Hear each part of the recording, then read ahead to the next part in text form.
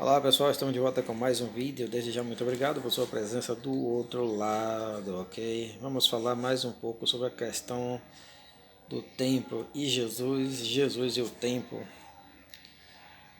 É o retorno dos judeus da Babilônia, certo? E essa, essa questão do porquê o templo tinha que ser realmente construído, reconstruído, certo? O porquê. Esta é uma questão muito interessante, muito importante. Eu vejo que um dos motivos principais é porque todos os sacrifícios eram realizados no templo. Nós não temos, apesar das sinagogas já existirem aqui no contexto babilônico, não se tem notícia de que se realizava sacrifícios, certo? Nas sinagogas. Todo sacrifício era realizado no templo, no contexto do templo. Esse é um caso muito importante, ok? Salmo 69, Salmo 69, 9 diz que o zelo por tua casa me consumiu, e as injúrias do que te ultrajam caem sobre mim. E são palavras que vêm se cumprir em Jesus. Então, um dos motivos do templo ser construído é que algumas profecias relacionadas a Jesus se cumpririam no contexto do templo, certo? E em João 2,17 diz justamente isso. Quando Jesus expulsa os cambistas, os seus discípulos lembram-se desta casa. O zelo da sua casa, por tua casa, me consumiu, ou me consumia, certo? O zelo por tua casa me consumia. Uma outra passagem também interessante está em Isaías, capítulo 56:7, certo?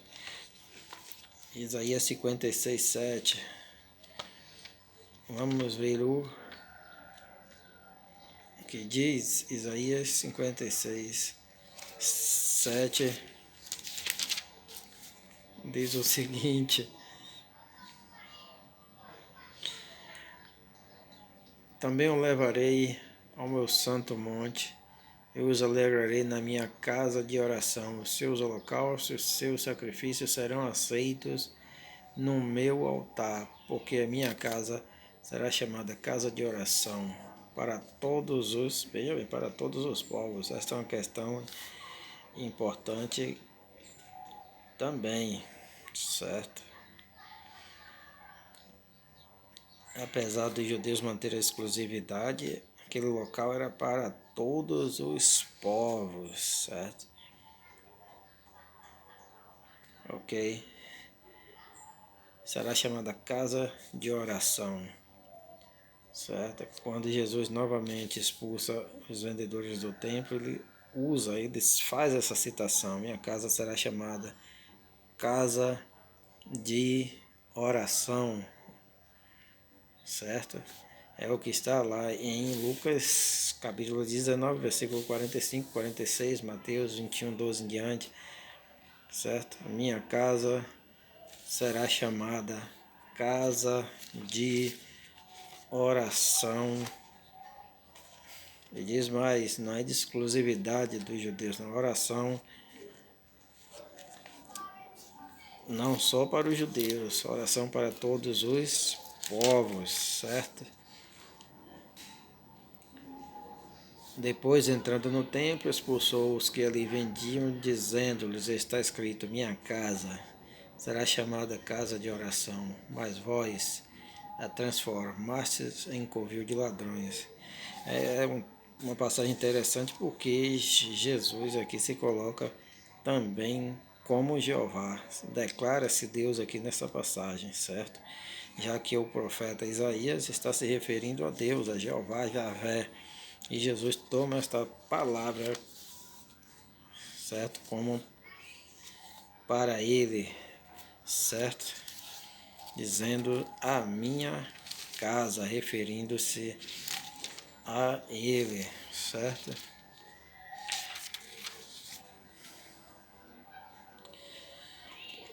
E Mateus 21:12, mesma sentença.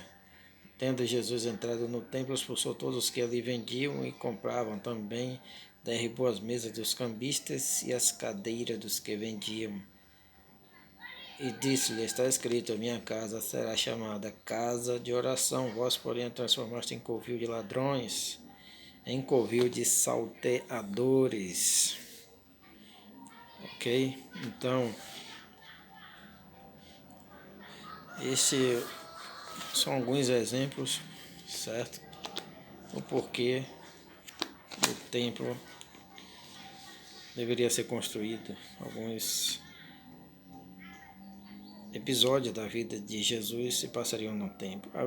Na verdade, para se falar a verdade, de todo judeu, certo? De todo o judeu.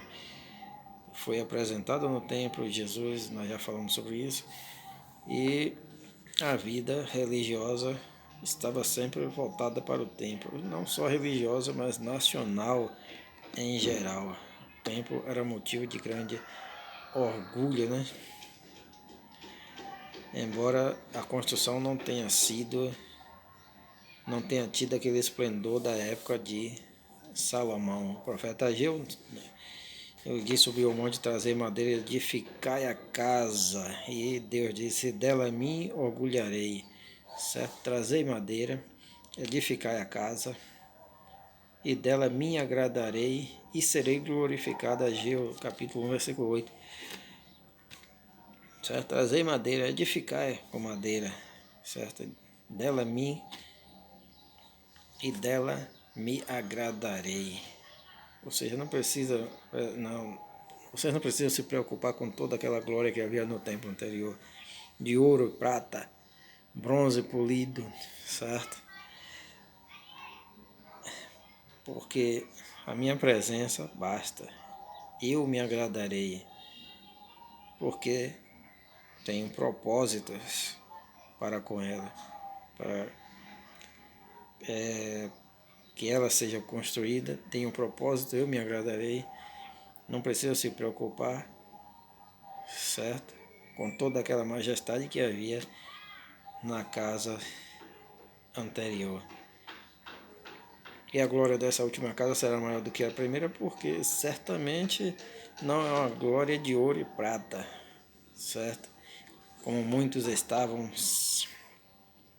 acostumados e deslumbrados, certo? Já que glória significa luxo também, significa luxo, poder, certo?